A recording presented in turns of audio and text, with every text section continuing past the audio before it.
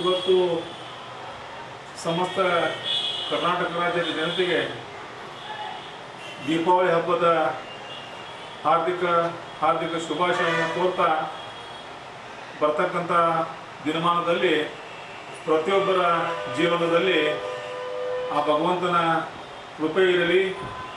ಎಲ್ಲರೂ ಹಸನ್ಮುಖಿಯಾಗಿ ತಮ್ಮ ಜೀವನದಲ್ಲಿ ಒಳ್ಳೆಯ ಆರೋಗ್ಯ ಸಂಪತ್ತನ್ನು ಪಡೆಯುವುದರ ಮುಖಾಂತರ ತಾಯಿ ಸರಸ್ವತಿ ಮತ್ತು ತುಳಜಾಭವಾನಿಯ ಕೃಪೆಗೆ ಪಾತ್ರರಾಗಲಿ ಅಂತೇಳಿ ಆಶಿಸಿ ಇವತ್ತು ಇಡೀ ರಾಜ್ಯಾದ್ಯಂತ ಒಳ್ಳೆಯ ಮಳೆ ಬೆಳೆ ಬರುವುದರ ಮುಖಾಂತರ ರೈತರ ಜೀವನ ಹಸನ್ಮುಖಿಯಾಗಲಿ.